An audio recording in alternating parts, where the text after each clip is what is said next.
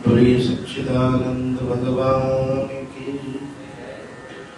परस्पर अकारण करुणा वरुणालय परब्रह्म परमात्मा की असीम अनुकंपा और ब्रह्मलीन बाबा राजा राम जी महाराज की विशेष अनुकंपा से, ब्रह्मलीन बाबा सत्यनारायण महाराज जी की विशेष कृपा से, ब्रह्मलीन सद्गुरुदेव हंसानंद स्वामी जी की आध्यात्मिक प्रेरणा से आज हम लोग अपने जीवन का एक नया अध्याय प्रारंभ करने जा रहे हैं।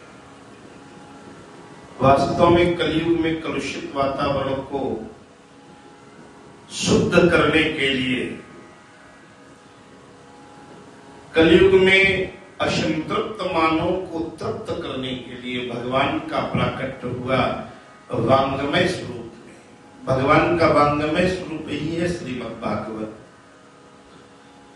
और हम लोगों के ऊपर, आश्रम परिवार के ऊपर भगवान की महती कृपा हुई है कि उन्होंने हृदय में प्रेरणा दी कि कुछ बच्चों को हमारी शरण पर रख करके, जो उत्सुक बच्चे हों उनको हमारी शरण में रख करके नित्य 2-4-5 श्लोक हमारे आप्लावित कराकर उनके जीवन में जो आध्यात्मिक ऊर्जा है उनको बढ़ाया जाए। यद्यपि ये भगवान की गुरुजनों की विशेष कृपा रही कि बिना प्रशिक्षण के ही हमारे, जब से हमने यहाँ विद्यालय में कार्यभार संभाला, पूर्व में तो बड़े बड़े विद्वान निकले, लेकिन हमारे सानिध्य में ही रह करके कई बालकों ने श्रीमद् भागवत महापुराण की कृपा, भागवत भगवान की महती कृपा प्राप्त करके समाज में भगवान के भक्त बनकर अपनी गायन शैली के माध्यम से भगवान की कथा का गुणानुवाद कर रहे हैं। कई दिनों से प्रेरणा थी कि भगवान का एक आध्यात्मिक स्वरूप स्थापित हो और भौतिक रूप में भागवत भगवान की पीठ इस आश्रम परिकर में स्थापित हो जाए। तो इस बार गुरु पूर्णिमा को भक्तमान की कथा कहने के बाद एक प्रयास ये हुआ कि हम सभी लोग मिलकर के पीठ का निर्माण करें और उसी के फलस्वरूप ये पीठ का निर्माण हो गया। और आज दिनांक 18 जुलाई सन 2025 को आश्रम परिकर में एक नए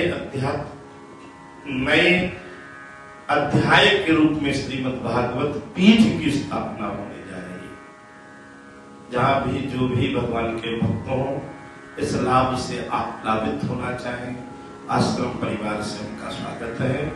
आज से स्वयं भगवान श्री हरि ही अपनी कथा के प्रशिक्षण हेतु हम लोगों को प्रेरणा देंगे। जितनी उनकी कृपा होगी हम लोग उस अनुसार भागवत भगवान का प्रशिक्षण, उनका प्रशिक्षण कौन दे सकता है? भगवान हरि का प्रशिक्षण देने की सामर्थ्य किसी की नहीं है। ये उनका ही वांगमय स्वरूप है, हृदय से उनके द्वारा ही आदेश हुआ। तो अब उनके द्वारा ही ये सारी विधा संचालित होगी। जो भी बच्चे यहाँ से होनहार होकर सनातन की सेवा के लिए निकलेंगे, उन सभी लोगों को भगवान की कृपा प्राप्त होगी। बस इसी आशय के साथ मैं सभी लोगों का पुनः हार्दिक वंदन और अभिनंदन करता हूं, और इस आशा के साथ कि आप सभी लोग जिस प्लेटफॉर्म में जहां से भी हम लोगों को देख रहे होंगे, उस जगह से ही हमें आशीर्वाद प्रदान करेंगे। जय जय श्री राम, जय जय श्री श्याम।